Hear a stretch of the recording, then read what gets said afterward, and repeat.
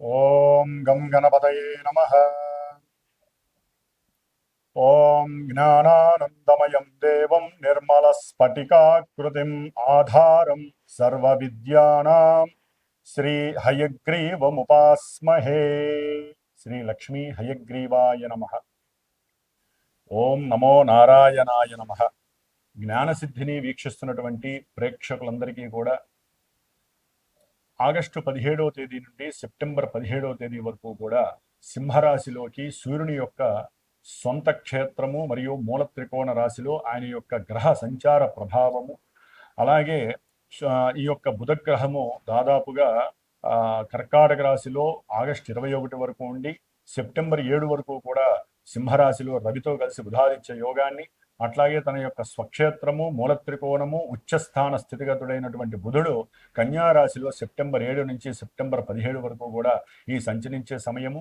శుక్రుడు సెప్టెంబర్ 2వ తేదీ వరకు కూడా నీచ స్థితిలో కన్యారాశిలో ఉండి తులారాశిలో తన యొక్క స్వక్షేత్రంలో వచ్చినప్పుడు విశేషమైనటువంటి యోగాలని, అట్లాగే కుజ భగవానుడు ఈ నెల రోజులు సెప్టెంబర్ 17 వరకు కూడా విశేషంగా మిథున రాశిలోనే సంచరిస్తూ, మరి గురుడు చూస్తే ఆయన ఆశ్లేష నక్షత్రంలోకి మారి కర్కాటక రాశిలోను, కేతు ఏమో సింహరాశిలోను, కుంభరాశిలో రాహువు, మీనరాశిలో వక్రీగత శని ప్రభావము. ఈ యొక్క గ్రహాల యొక్క సంచారం వలన మేషాది మీనరాశి పర్యంతం ఏ విధమైనటువంటి గ్రహ సూచికలు కలుగజేస్తాయి, ఏ విధమైనటువంటి శుభాలు లేకపోతే ఇబ్బందులు కలుగజేస్తాయి తెలుసుకునే ముందు ఇప్పుడు ఈ మాసంలో జరిగేటటువంటి విశేష పండుగల యొక్క విశిష్టతలు, అట్లాగే నా యొక్క జ్ఞానసిద్ధి క్షేత్రపీఠంలో ఏ సమస్యల వలన, ఏ ఇబ్బందుల వలన, ఏ గ్రహాల వలన ఏ రకమైనటువంటి పూజలు నేను ఆచరిస్తున్నానో తెలుసుకునే ప్రయత్నం చేసి ఆ తదుపరి మీ యొక్క రాశి గ్రహ ప్రభావాన్ని వినడానికి ప్రయత్నం చేయండి. డైరెక్ట్గా మనం రాశి ఫలితాలు, గ్రహ ఫలితాలు వినటం వలన మానసికంగా బుద్ధిపరంగా ఎన్నో దోషాలు ఆ గ్రహాలు మనకు కలుగు చేస్తాయి. కాబట్టి ముందు శుభకరమైనటువంటి శుభపరమైనటువంటి విషయ పరిజ్ఞానాన్ని తెలుసుకొని వాటిని ఆచరించడానికి అందరూ ప్రయత్నం చేయండి. జ్ఞానసిద్ధిని వీక్షిస్తున్నటువంటి ప్రేక్షకులందరికీ కూడా శ్రావణ మాసం శుభాకాంక్షలు. ఈ యొక్క శ్రావణ మాసంలో మనకి గ్రహాలలో మార్పే కాకుండా మరి ఈ ఆగస్టు 14వ తేదీ నుండి కూడా, అంటే దాదాపుగా 13వ తేదీ నుండి కూడా విశేషమైనటువంటి శ్రావణ మాసం పండుగలు ప్రారంభం అవుతున్నాయి. శ్రావణ మాసంలో 14వ తారీఖున మొదటి శుక్రవారం ప్రారంభమై 21 రెండవ శుక్రవారము, శ్రావణ పౌర్ణమి 28వ తేదీ. ఆ విధంగా 5 శుక్రవారాలు, 4 సోమవారాలు, 4 శ్రావణ మంగళవారాలు చాలా విశేషమైనటువంటి ప్రాధాన్యత స్త్రీమూర్తులకి సంబంధించినటువంటిది. దాని వలన మాంగళ్య సౌభాగ్యము, అఖండ అష్టైశ్వర్యాలు, సత్సంతాన వృద్ధి, కుటుంబ వంశ వృద్ధి కలుగుతుంది.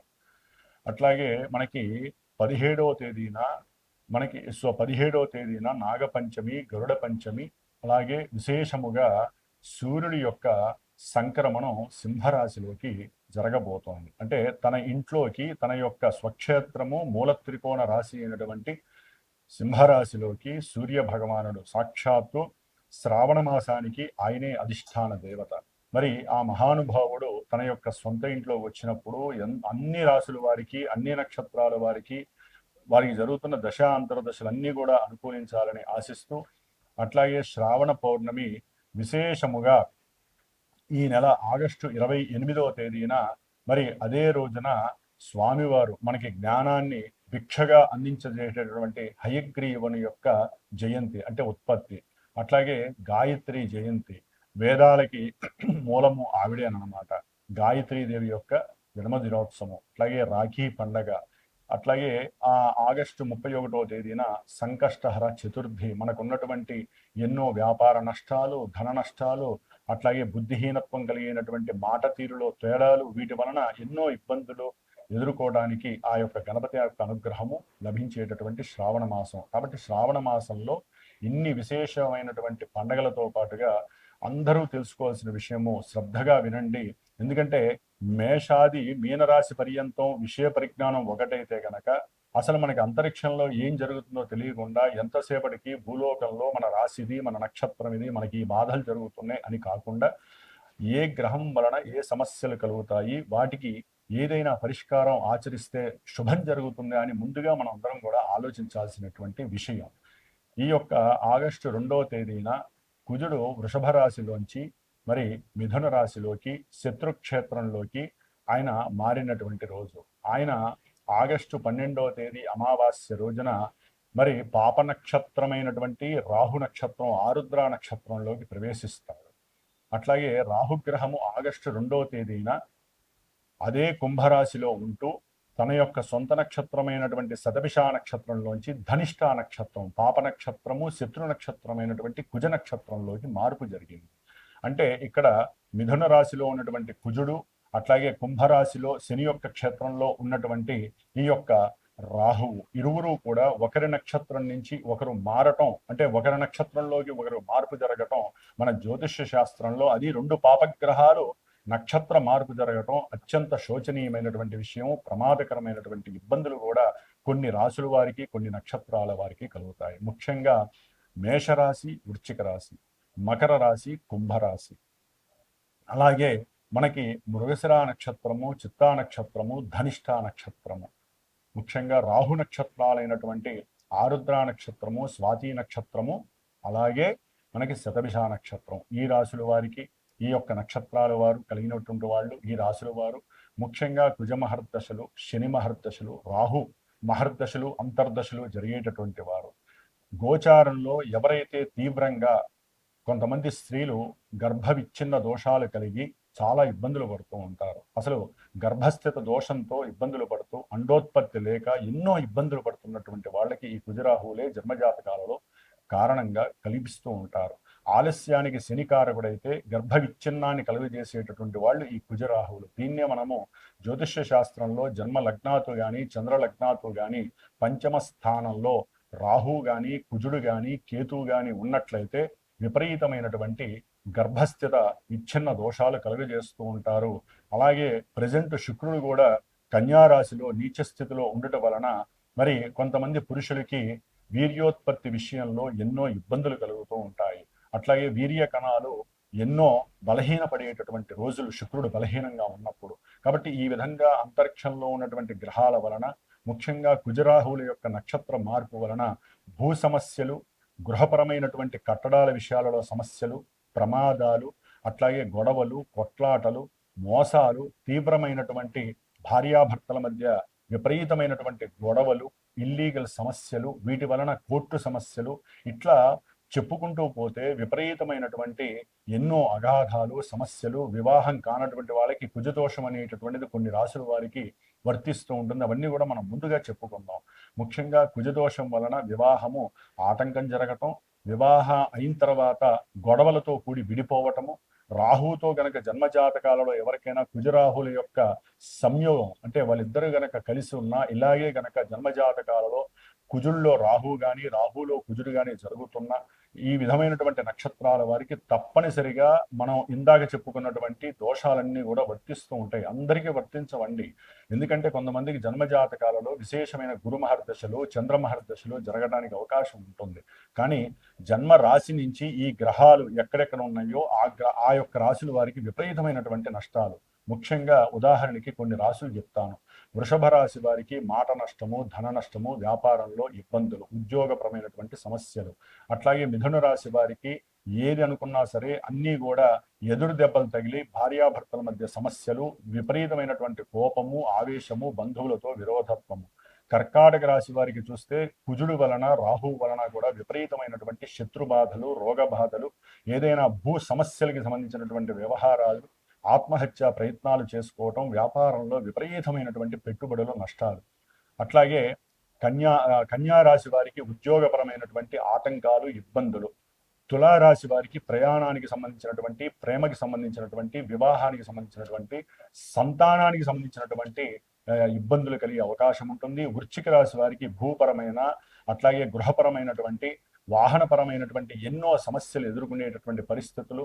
అట్లాగే వీరి యొక్క ఆరోగ్యం క్షీణించటం, తల్లిగారి యొక్క ఆరోగ్యం క్షీణించటం, మాతాపితృలకి సంబంధించినటువంటి ఆరోగ్యాల విషయాలలో వీరు చింతత పడటము, ఉద్యోగాలు పోవటము, ఉద్యోగాల్లో సమస్యలు కలగటం వీరికి వృశ్చిక రాశి వారికి జరిగే అవకాశం ఉంటుంది. ధనుస్సు రాశి వారికి అయితే గనక పిల్లలతో సమస్యలు కలిగే అవకాశము, పెట్టిన పెట్టుబడుల్లో వ్యాపార భాగస్వాముల మధ్య మాట ఉద్ధృతి పెరగటము, అట్లాగే భార్యాభర్తల మధ్య కాస్త సంకుచితమైనటువంటి వాతావరణం కలగటం. ముఖ్యంగా కుంభరాశి వారికి సంతానపరమైనటువంటి నష్టాలు విపరీతంగా ఉండేటటువంటి అవకాశం ఉంటుంది. అనుకున్న ప్రతి కార్యక్రమం కూడా డొల్లై కూర్చోవటం, మోసాలు ఎక్కువగా జరగటం, అట్లాగే ఏదైనా అమ్మకాల విషయాలలో మోసాలు జరగటం, ఏదైనా గృహం కానీ వాహనం కానీ అమ్మేటటువంటి విషయాల్లో 10 రూపాయలు వస్తాయనుకుంటే 2 రూపాయలు రావటం. మీనరాశి వారికి విద్యార్థులకి విపరీతమైనటువంటి కోపము, ఆవేశం పెరగటం, కుటుంబంలో సౌఖ్యం తగ్గటం, అట్లాగే తండ్రి యొక్క ఆస్తుల పరంగా అమ్మే విషయాలలో ధనపరమైనటువంటి నష్టాలు, భార్యాభర్తల మధ్య సౌఖ్యహీనత కలగటము, ముఖ్యంగా ఫ్రెండ్స్ వలన కూడా కొంత మానసికమైనటువంటి నిర్లిప్తత, ప్రేమించుకున్న వాళ్ళకి కొంచెం అగాధమైనటువంటి చర్యలు, ఈ విధంగా ఈ యొక్క రాశుల వారికి విపరీతమైనటువంటి కుజరాహుల యొక్క సమ్మేళనం వలన నష్టాలు కలుగుతాయి. కొంతమందికి జాతకాల రీత్యా విపరీతమైనటువంటి చెప్పుకోలేనటువంటి ద్రోహాలు కూడా జరగడానికి అవకాశం. కాబట్టి మీరు చేయవలసిందల్లా ఒకటే, మీరు ఈ యొక్క సెప్టెంబర్ 17 వరకు కూడా ఈ సమ్మేళనం ఉంటుంది. సెప్టెంబర్ 2 వరకు కూడా విపరీతంగా ఉంటుంది. కాబట్టి ఆగస్టు 12 నుంచి సెప్టెంబరు 2వ తేదీ వరకు విపరీతమైనటువంటి రగడ సమస్యలు ఉంటాయి. కాబట్టి కుజరాహుల వలన మీరు సుబ్రహ్మణ్యేశ్వరుడికి ఇంట్లో పూజలు చేసుకోండి. బయట చక్కగా నాగపంచమి ఇలాంటివి ఎన్నో వస్తూ ఉంటే చేసుకోండి. స్వామివారి యొక్క అనుగ్రహం, సుబ్రహ్మణ్య అనుగ్రహం పొందండి. రుణబాధలు ఉన్నవారు రుణ విమోచనం చేసుకుంటూ ఉండండి. దేవాలయాల్లో ప్రదక్షిణాలు చేయండి. అట్లాగే బ్రాహ్మణులకి ఎవరికైనా స్వయంపాక దానాలు ఇవ్వండి.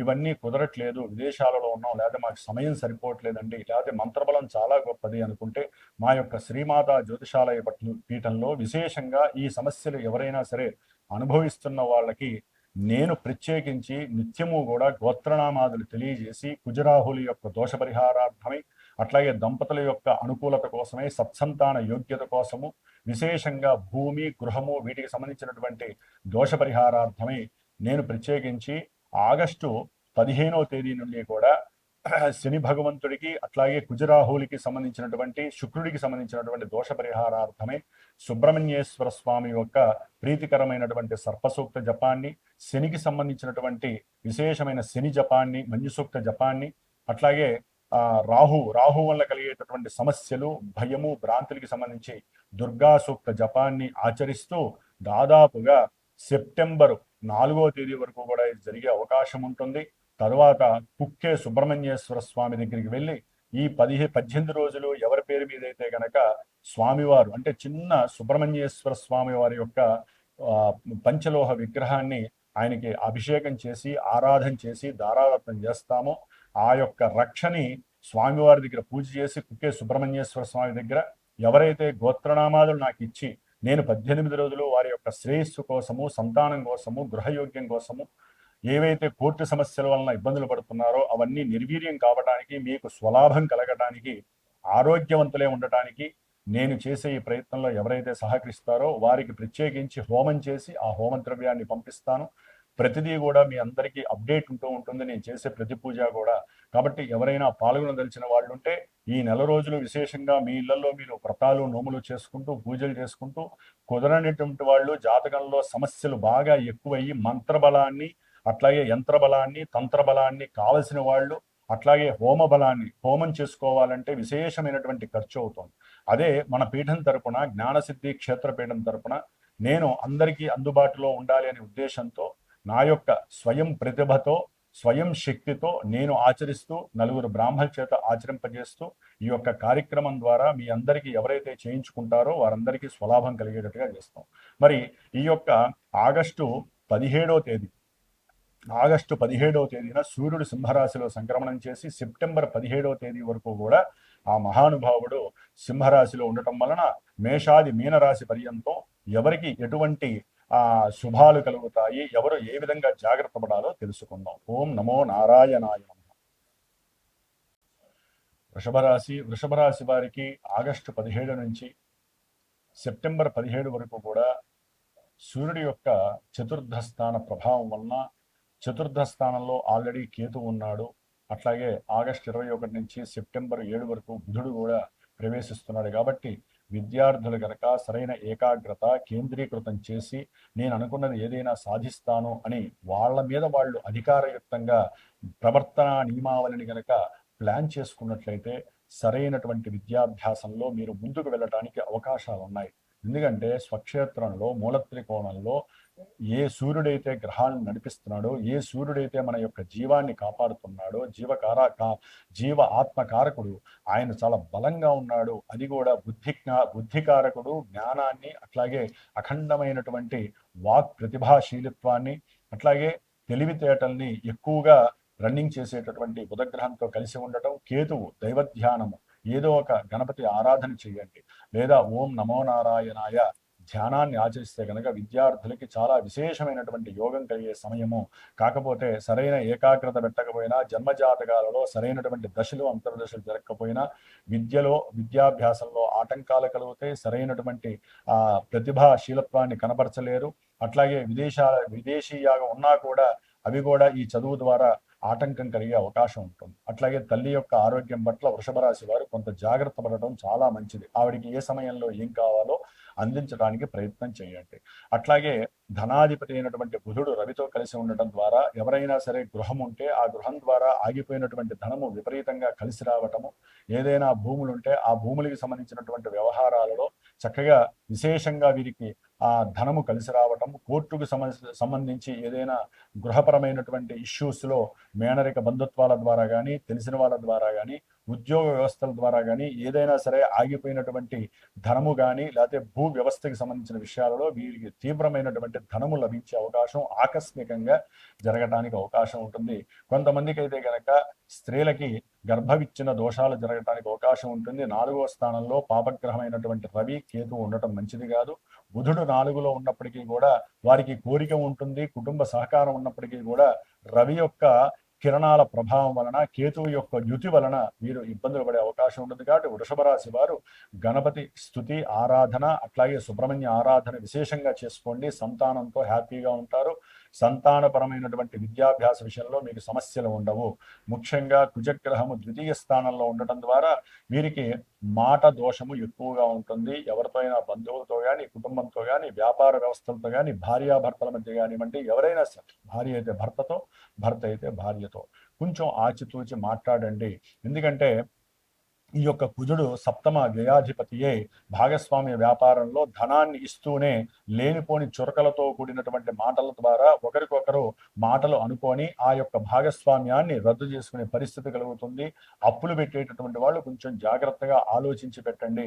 ఎందుకంటే మీ యొక్క జన్మ రాస్యాధిపతి అయినటువంటి శుక్రుడు నీచ స్థితిలో కన్యా రాశిలో ఉన్నాడు. ప్రేమికులకి కాస్త ప్రేమ భంగము కలుగుతుంది, మోసాలు జరిగే అవకాశం ఉంటుంది.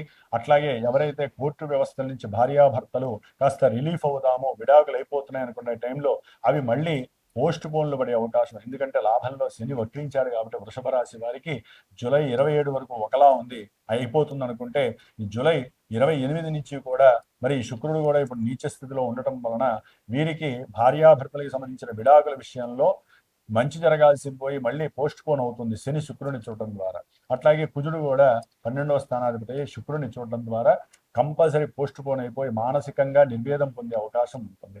కాబట్టి ఈ విధంగా ధనపరంగా కుజుడు బాలేదు, అట్లాగే శుక్రుడు అస్సలు బాలేదు. సెప్టెంబర్ 2 వరకు కూడా కొన్ని ఆలోచనలు, వీరు పిచ్చి పిచ్చి ఆలోచనలు, లేనిపోని దుర్వ్యసనాల వైపుకి వెళ్ళే అవకాశము, స్త్రీల యందు సరిగ్గా ప్రవర్తించకపోవడం జరగడానికి అవకాశం ఉంటుంది. కొంతమందికి ఆరోగ్యరీత్యా బాగుంటుంది. ధనపరంగా జన్మజాతకాలలో కనుక శుక్రుడు పాపి అయితే ఇక్కడ నీచ స్థితిలో పడి కొంతవరకు వీరిని సేవ్ చేస్తారు. అదే జన్మస్థానంలో ఏ సప్తమాధిపతి అయ్యాడు అనుకోండి, వివాహాన్ని ఇవ్వాల్సినటువంటి వాడు ఇక్కడ వివాహ భంగాన్ని కలుగజేస్తాడు.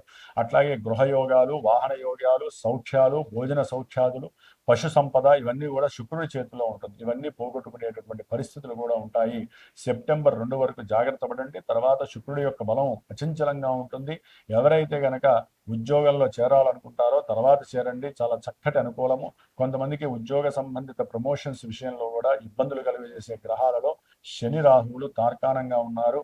కుజుడు యొక్క రాహు యొక్క దోషం వీరికి ఎక్కువగా ఉంది. ఒక రకంగా వృషభ రాశి వారికి కుజుడు 2లో ఉన్నాడు అంటే జన్మరాశి నుంచి కుజదోషం వర్తిస్తోంది.